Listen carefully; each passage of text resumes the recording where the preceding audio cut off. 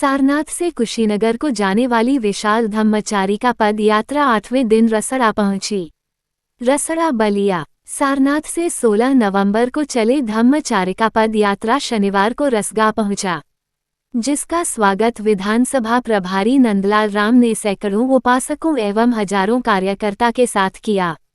इस दौरान धम्मचारिका पद यात्रा के आयोजक भंते चंद्रमा थेरो ने कहा कि आज के समय में बुद्ध का संदेश मानव जीवन के लिए पूरे दुनिया में प्रासंगिक है।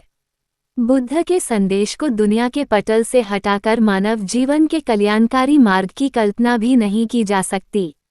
भंते चंद्रमा ने आगे कहा कि आज के परिवेश में लोगों के उच्च जीवन स्तर के बुद्ध के बताए पंचशील के रास्ते पर चलने से होगा। ऐतिहासिक विशाल धम्मचारिका पद यात्रा सारनाथ से कुशीनगर तक का कार्यक्रम 16 नवंबर से 8 दिसंबर तक चल रहा है, जो 23 नवंबर रसगा पहुंची। कार्यक्रम आयोजक रसड़ा विधानसभा प्रभारी नंदलाल राम ने कहा कि भारतीय उपमहाद्वीप सहित पूरे वैश्विक संदर्भ में देखें तो समकालीन दुनिया का परिदृश्य निरंतर भयावह होता जा रहा है और हमारा देश भी एक वैचारिक सांस्कृतिक धार्मिक संकट से गुजर रहा है। हमारे भारतीय समाज के समक्ष सबसे बड़ी चुनौती है धार्मिक सांप्रदायिक कट्टरता, असहिष्णुता, महजबी संकीर्णता, अंधविश्वास, मॉब लिंचिंग, अन्य धार्मिक स्थलों एवं उनके अनुयायियों के प्रति क्रूर एवं अलगाववादी नजरिया रखना आदि। कार्यक्रम के अंत में मुख्य अतिथि को आयोजक ने परिवार सहित चीवर दान किया।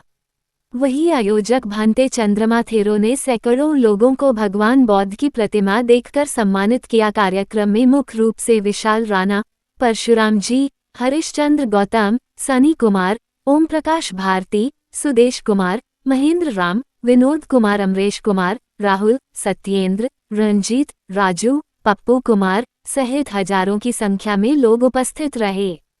कार्यक्रम का संचालन कमलेश भारती व अध्यक्षता नंदलाल राम ने किया। जातिवाद तब समाप्त होगा जब आप जाति बनाने वाले लोगों को समाप्त कर देंगे। और जातिवाद कैसे समाप्त, उनको कैसे समाप्त करेंगे आप लोग? इस देश में जो अंबेडकरवादी लोग हैं, जो बाबा साहब को अपना मसीहा मानते हैं, उनकी संख्या लगभग 22% है। और जो कट्टर अंबेडकरवादी अपने को कहते हैं, उनकी संख्या इस देश में 15% है, जो चमार कहा जाता है। चमार महार इस देश में कम से कम 15% है। अगर चमार महार ही पुरानी व्यवस्था को छोड़ दे, जातिवादी व्यवस्था को छोड़ दे, मनवादी व्यवस्था को छोड़ दे, तो जातिवादी व्यवस्था 15% कम हो जाएगी और आप बौद्धों की संख्या 15% हो जाएगी। इसी प्रकार जो अपने आप को अशोक का वंशज कहते हैं, जो बुद्ध का वंशज कहते हैं, जो कोयरी है, काची है, वो भी 6-7% देश में है। अगर वो बौद्ध धर्म वो स्वीकार कर ले तो आपकी संख्या 20-25% हो सकती है। जो शेड्यूल कास्ट के अन्य जाति के लोग हैं, जो वो भी दिन रात सताए दबाए गए हैं, सदियों से दबाए सताए गए हैं, अगर वो लोग भगवान बुद्ध के शरण में आ जाएं तो हमारी संख्या इस देश में 30% हो सकती है। अगर इसी प्रकार इस देश में अशोक से लेकर के साहू, फूले, नारायणा गुरु, रविदास, कबीर, ललई सिंह यादव आदि जो महापुरुष हमारे हैं सामाजिक परिवर्तन की, जिन्होंने लड़ाई लड़ी है, अगर उनके अनुयायी ब्राह्मणवाद को छोड़ दें, मनुवाद को छोड़ दें, जाति व्यवस्था को छोड़ दें, तो बौद्धों की संख्या इस देश में, चूंकि अपर कास्ट में भी जो सामान्य जातियां उसमें भी बहुत अच्छे लोग हैं, जो जाति विश्वास नहीं रखते हैं, जो भेदभाव नहीं करने वाले होते हैं, जो अच्छे उसमें भी अच्छे लोग हैं। निसंदेह जब आप बौद्ध बन जाएंगे तो भी बौद्ध बन जाएंगे, तो जाति बनाने वाले उनका अन्याय नहीं हो सकता है, फिर आप पे वो अत्याचार कर नहीं पाएंगे।